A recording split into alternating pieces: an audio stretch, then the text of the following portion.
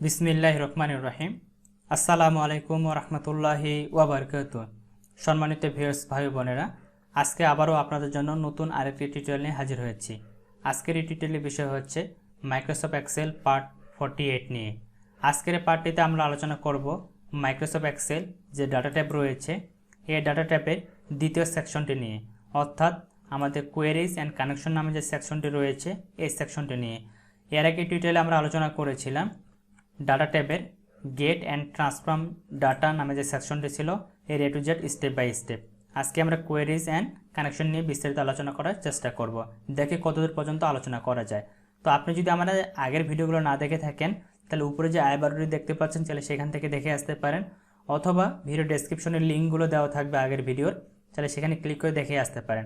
আর যদি পার্ট 1 থেকে শুরু করে ধারাবাহিকভাবে দেখতে চান তাহলে ওখানে একটা লিঙ্ক দেওয়া রয়েছে যে এক্সেল ফুল কোর্স নামে, ওই লিঙ্কে ক্লিক করলে আপনার সকল পার্ট একসাথে পেয়ে যাবেন এবং সেখান থেকে ধারাবাহিকভাবে দেখে নিতে পারেন। তো চলুন আজকে আমরা কোয়েরিজ অ্যান্ড কানেকশন নিয়ে বিস্তারিত আলোচনা করি। আর আপনি যদি নিজেকে এক্সেল এক্সপার্ট হিসেবে গড়ে তুলতে চান তাহলে অবশ্যই কিন্তু আপনাকে এই জিনিসগুলো জানতে হবে। আর জানার জন্য অবশ্যই ভিডিওটি শুরু থেকে শেষ পর্যন্ত দেখবেন। আশা করি এখান থেকে অনেক কিছু শিখতে পারবেন, অনেক কিছু জানতে পারবেন ইনশাআল্লাহ। তাহলে চলুন শুরু করি। তো শুরু করার প্রথমেই আমি এখানে কন্ট্রোল এন প্রেস করে একটা নতুন করে ডকুমেন্ট নিচ্ছি। নতুন করে ডকুমেন্ট নেওয়ার পর প্রথমে আমি এই ডকুমেন্টটাকে সেভ করতেছি। সেভ করার জন্য ফাইলে ক্লিক করলাম, ফাইল থেকে সেভ করার জন্য আমি এটাকে আমার ডেস্কটপে সেভ করব। আমি দিস পিসিতে ক্লিক করলাম, এখান থেকে ডেস্কটপ সিলেক্ট করে দিলাম, দিয়ে এর নাম আমি একটা দিয়ে দিচ্ছি। এর নাম দিলাম আজকে আমি এক্সেল দিলাম, এখানে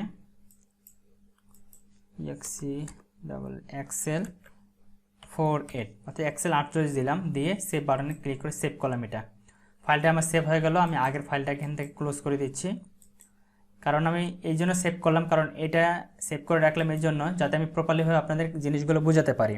ঠিক আছে, এখন দেখেন আমি ডাটা ট্যাবে ক্লিক করলাম। তো ডাটা ট্যাবের দ্বিতীয় সেকশনের প্রথমে যেটা রয়েছে সেটা হচ্ছে আমাদের রিফ্রেশ। এখন রিফ্রেশটা কি? রিফ্রেশের কাজটা প্রপারলিভাবে বোঝাতে গেলে এখানে আমাদের কিছু ডাটা ইনপুট করাতে হবে। এখানে দেখতে পাচ্ছেন রিফ্রেশ অল দেওয়া রয়েছে, কিন্তু বাকি যে অপশনগুলো রয়েছে প্রত্যেকটা অপশন কিন্তু আমার হাইড অবস্থা রয়েছে। তো এই বাকি অপশনগুলোর কাজগুলো প্রপারলিভাবে দেখানোর জন্য আমাকে এখানে যে কোনো একটা ডকুমেন্ট থেকে একটা ফাইল এখানে ওপেন করে নিতে হবে। সেটা হতে পারে এক্সেলের ফাইল, হতে পারে টেক্সটের ফাইল, হতে পারে আপনার মাইক্রোসফট অ্যাক্সেসের ফাইল, যে কোনো ফাইল হতে পারে। তো আমি প্রপারলিভাবে কাজটা বোঝানোর জন্য আমার ডেস্কটপের নোটপ্যাডের সাহায্যে একটা ডকুমেন্ট তৈরি করে রাখছি। দেখেন এটা হচ্ছে নোটপ্যাডের সাহায্যে আমি একটা ফাইল তৈরি করে রাখছি। এখন এই ফাইলটাকে আমি এক্সেলে নিয়ে যাব এবং এটার সাহায্যে বাকি কাজগুলো এখন আমি আপনাদের ধারাবাহিকভাবে দেখাবো। ঠিক আছে, তো এটাকে আমি ক্লোজ করে দিলাম, আবার এক্সেলে চলে গেলাম। তো এই ফাইলটাকে এক্সেলে নিয়ে আসার জন্য আমি আগের ভিডিওতে দেখাচ্ছিলাম যে কীভাবে ফাইলগুলো নিয়ে আসতে হয়, অর্থাৎ সেকশন 1 এটা নিয়ে আমরা আলোচনা করেছিলাম। তো এখানে আর বেশি আলোচনা করতেছি না, জাস্ট ফাইলটাকে এখানে নিয়ে আসতেছি। গেট ডাটাতে ক্লিক করলাম, ফ্রম ফাইলে ক্লিক করলাম, ফ্রম টেক্সটে ক্লিক করলাম, ডেস্কটপে ক্লিক করলাম। ফাইলটা যেহেতু আমার ডেস্কটপে আছে, এই যে দেখেন এক্সেল 48, ফাইলটা সিলেক্ট করে দিলাম, দিয়ে ইম্পোর্টে ক্লিক করলাম। ফাইলটা এখানে আমাদের কানেক্টেড হতে একটু সময় নেবে, 30 সেকেন্ডের মতো লাগতে পারে। তো দেখেন আমরা অলরেডি ফাইলটা চলে আসছে। ফাইলটা চলে আসার পর ফাইলটাকে আমি লোড করলাম। লোড করলে ফাইলটা এখানে আমার চলে আসবে। আমি এটাকে ক্লোজ করে দিই, এটাকে একটু জুম ইন করে নিচ্ছি পারফেক্টলি এইভাবে কাজগুলোকে আপনাকে বোঝানোর জন্য। দেখেন আমি নোটপ্যাডটিকে একটু ওপেন করে নিই, নোটপ্যাডটিকে ওপেন করলাম, এক্সেলটিকে ওপেন করলাম, আবার নোটপ্যাডটিকে উপরে নিয়ে আসি। আপনারা যদি লক্ষ্য করেন আমার নোটপ্যাডটির দিকে তাহলে দেখতে পাবেন আমার নোটপ্যাডে যে ফাইলগুলো ছিল, আমি এটাকে একটু ছোট করে নিই। এখানে দেখেন এই আবার নিচে চলে যাচ্ছে কেন, এখানে দেখতে পাচ্ছেন আমার student name, father name, mother name, roll এবং ক্লাস, এখানে যা যা ছিল সমস্ত তথ্যগুলো কিন্তু আমার এক্সেলে চলে আসছে, তাই না? এখন আমি যদি রিফ্রেশে ক্লিক করি, ডাটা থেকে রিফ্রেশ, এখানে দেখেন সবগুলো অপশন কিন্তু আমার আনহাইড অবস্থায় রয়েছে। কেন? কারণ হচ্ছে আমার এখানে যে ডাটাগুলো নিয়ে আসি এই ডাটাগুলোর ভিতরে কিন্তু আমি মাউস দ্বারা ক্লিক করিনি, আমি বাইরে ক্লিক করছি, এই জন্য এই অপশনগুলো কিন্তু এখানে হাইড অবস্থায় রয়েছে। যখনই আমি এই টেবিলের যে কোনো একটা ফাইলের উপরে ক্লিক করব, ক্লিক করার পরে যদি আমি রিফ্রেশে ক্লিক করি, এখন দেখেন এখানে রিফ্রেশ অ্যাক্টিভ হয়ে গেছে, কানেকশন প্রপার্টিজ এটাও আমার অ্যাক্টিভ হয়ে গেছে। এখন আমরা প্রথমে রিফ্রেশ নিয়ে কথা বলবো, তারপরে কানেকশন প্রপার্টিজ নিয়ে কথা বলবো। আমি যদি এখানে রিফ্রেশে ক্লিক করি, আমি কিন্তু এখানে কোনো ধরনের পরিবর্তন দেখতে পাচ্ছি না। কেন? কারণ আমি এখন পর্যন্ত কোনো পরিবর্তন করিনি। আমি যদি আমার নোটপ্যাডটিকে ওপেন করে নিচ্ছি, দেখেন আমার এখানে যে যে ডকুমেন্টগুলো ছিল এই জিনিসগুলো কিন্তু এখানে আছে, আমার কিন্তু 7 নাম্বার রো পর্যন্ত কিন্তু এখানে রয়েছে, তাই না? এখন মনে করেন আমি এখান থেকে একটা নতুন করে আরেকটা নাম ইনপুট করাচ্ছি, আমি এটাকে মিনিমাইজ করে নিচ্ছি, এটাকে ফুল স্ক্রিন করে নিচ্ছি, অথবা এটাকে এখান থেকে বড় করে নিই। আমি আপনাদের প্রপারলিভাবে দেখাচ্ছি, বিষয়টা একটু ভালো করে লক্ষ্য করলে বুঝতে পারবেন। মনে করেন এখানে আমি নতুন করে একটা নাম অ্যাড করতেছি, এখানে দিলাম জব্বার ইসলাম, জব্বার ইসলাম, তারপর ট্যাব দিলাম, দিয়ে ওর বাবার নামটা দিচ্ছি আকবর আলী, আকবর আলী দিলাম। তার মায়ের নামটা দিলাম এখানে আসিয়া বেগম,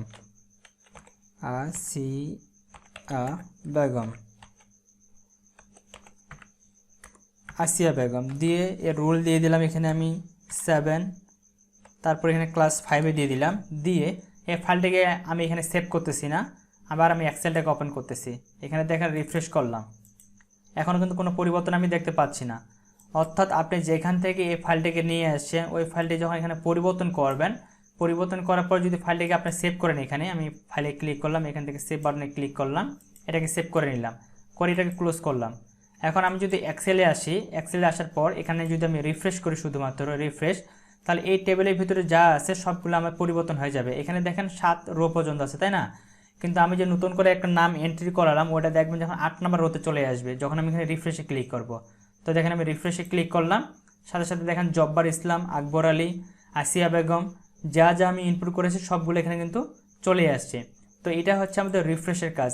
অর্থাৎ আপনি আপনার এক্সেলের ভিতরে এই গেট ডাটার এই মাধ্যমে যেই কোনো তথ্য যদি নিয়ে আসেন, ওই তথ্যগুলো যদি নতুন করে আপডেট করেন, আপডেট করার পর ওটাকে যদি আপনি এক্সেল ফাইলের ভিতরে আপডেট করতে চান তাহলে আপনাকে রিফ্রেশটা ব্যবহার করতে হবে।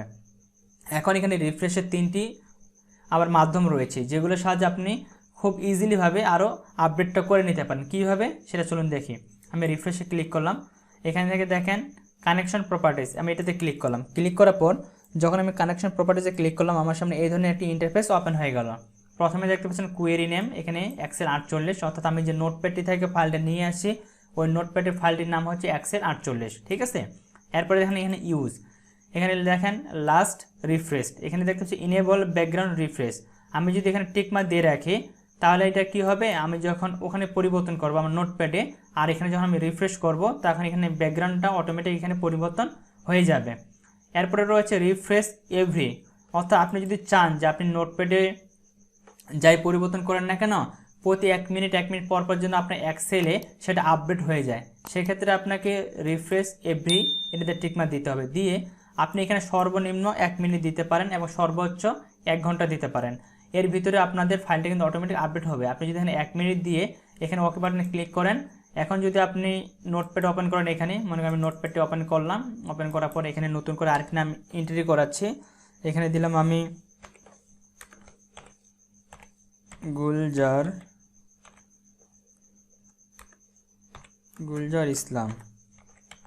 গুলজার ইসলাম, তারপর ট্যাব দিলাম, দিয়ে বাবার নাম দিলাম আমি এখানে আক্তারুল ইসলাম,